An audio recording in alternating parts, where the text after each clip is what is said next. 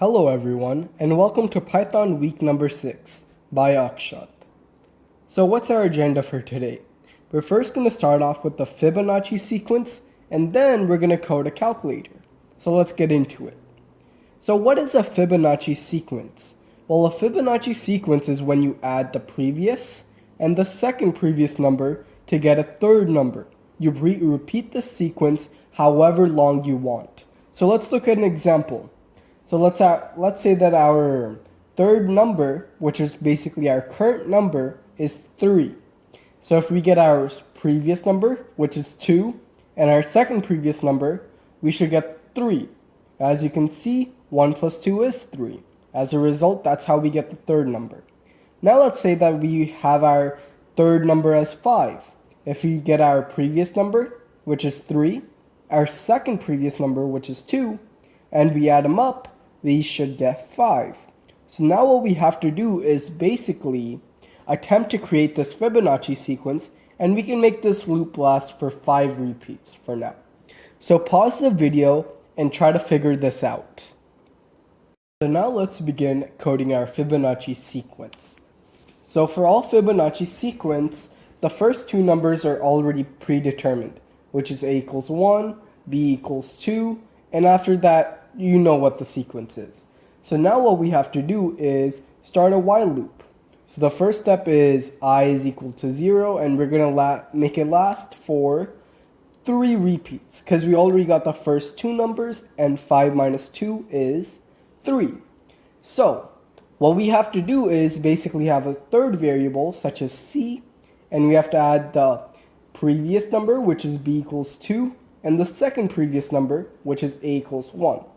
And then we store that inside of a new variable, which is going to be our third number.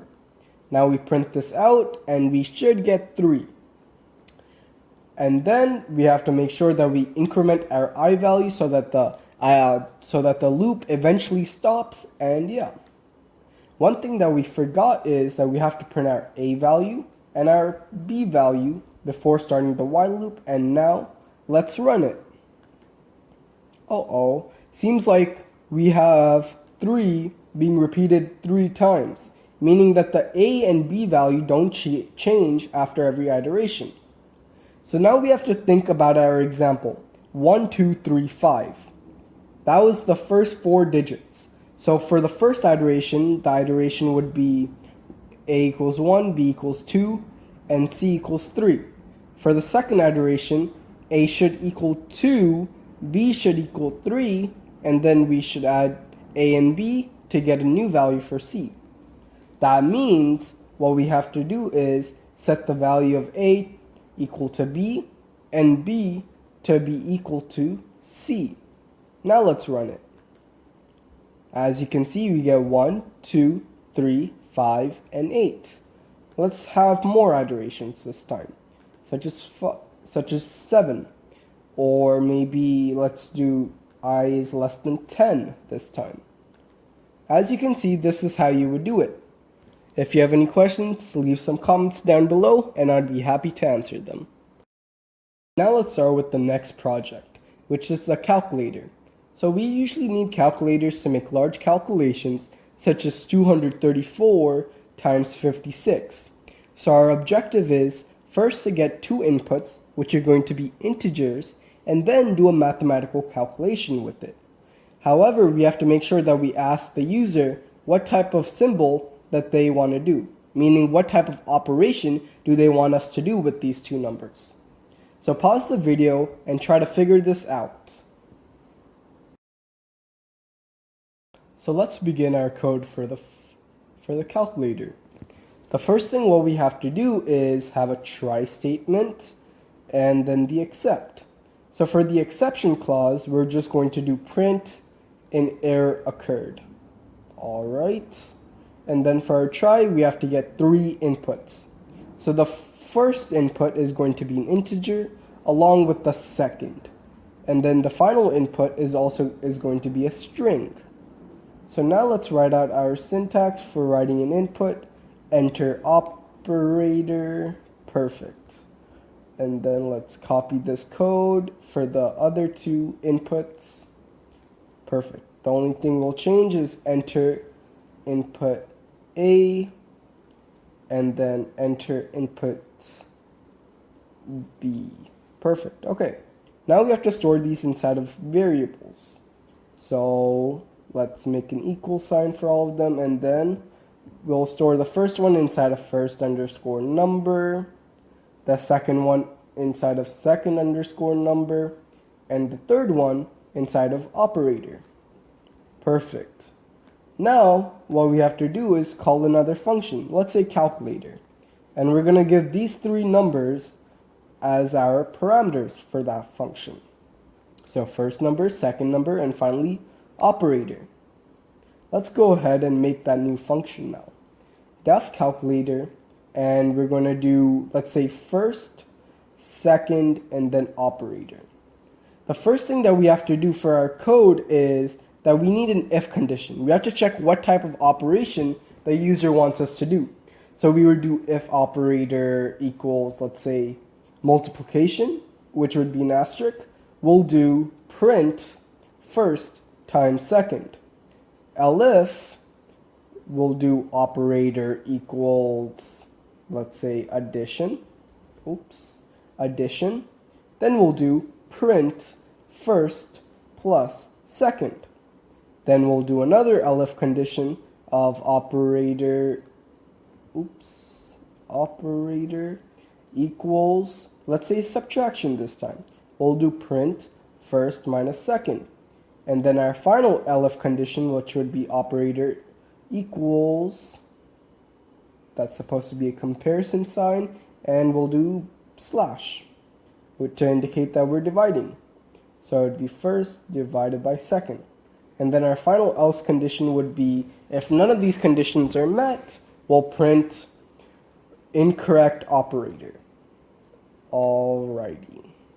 Oops, I spelled incorrect wrong. Incorrect operator. Now let's run it. So let's do 234, 56, and let's multiply it. As you can see, we get a very big number, and we can check if that is actually 234 times 56. As you can see, we get the exact same number. Now let's say we want to do 45, 12, and subtract. It would get you 33, and that's how you implement a calculator. For the final part of this video, we're going to utilize Python to recreate this image that's supposed to kind of look similar to the Mario video game. So pause the video and try to understand how you could solve this.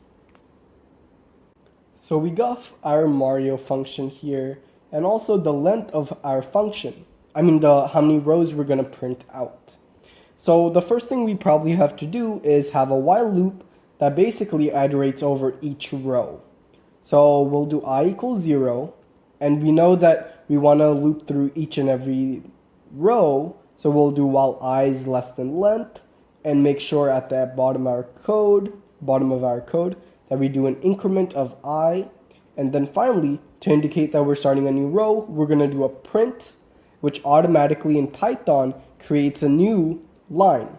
So let's get into our code. So the first thing we have to figure out is how to add all the spaces. So we're probably going to need a while loop for that as well. So we'll have a variable such as k, we're going to set k to 0, and then we're going to do while k is less than length. However, we need to understand that as we go down the rows from row 1 to maybe row 5, the fewer spaces we're going to use.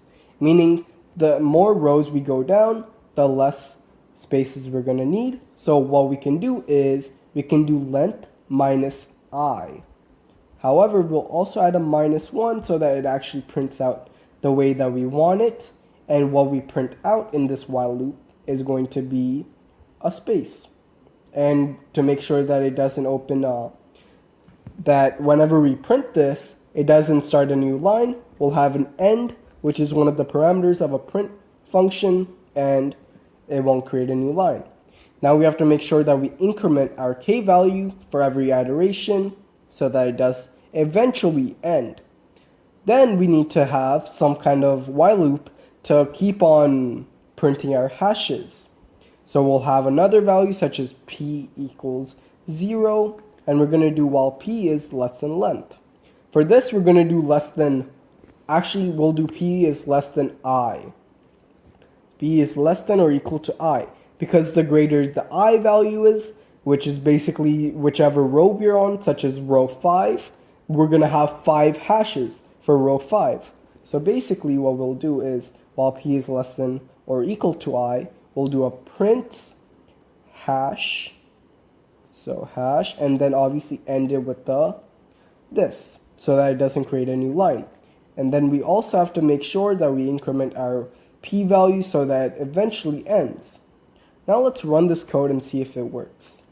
So 5, and as you can see here, our first one did not have any spaces in front of it. This is just a bug with the Python online compiler, and it's one of the many reasons why you should be interested in getting a proper online, or local compiler, which you can download and then later utilize for your own code, as that can be much more trustworthy and much more easier to utilize.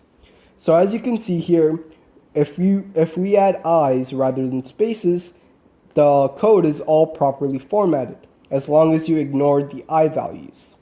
So if you guys have any more questions, make sure to leave some comments down below and I'll be happy to answer them. Hope you guys enjoyed!